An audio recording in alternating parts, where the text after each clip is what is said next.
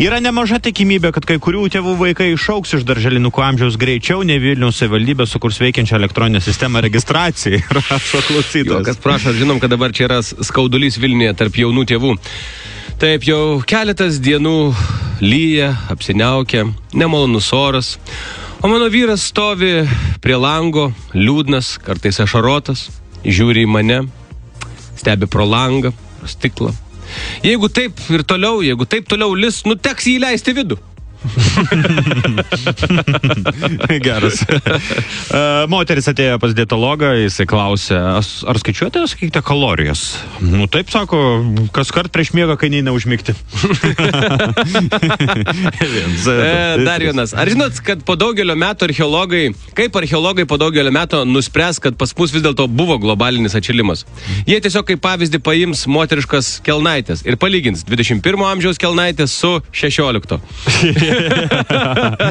Geras. Kiek visko mažiau. Trumpas dar apie dietą. Iki pavasario norėjau numesti 10 kilogramų, liko 13.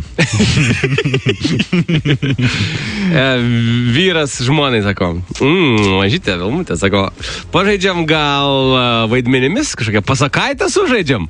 Wow, žmona sako, jo, sako, gerai, o kaip? Sako, tu būk raudonoji kepuraitė, aš vilkas. Gerai, sako, pažaiskim. O dabar atsistojai, eini į virtuvę ir kepi piragėlius. Geras. O aš taip galit pasiūlyti namuose. Dar trumpas. Kodėl vyrams patinka meilė iš pirmo žvilgsnio? Sako, taip sutaupama daug laiko. Pažinčių saite susipažįsta du žmonės, nusprendžia susitikti. Sako, tai klausyk, aš nuotrauką matau, bet gal nuotrauka netokia bus. Sako, o kaip aš tave pažinsiu?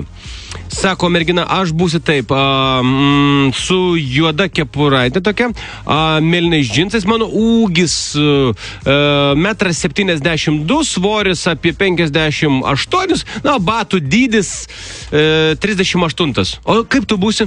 Kaip aš būsiu su juoda striuke, su svarstyklėmis, su ruletė matavimu. Geras. Super. Na ir aš dar vieną turiu. Gerai. Patarimas Vingio parke, reiškia, pakabintas. Tiems, kurios pašauktų gamta netikėtai. Patarimas. Niekada nesitūpkite su redučiais. Tai darydami.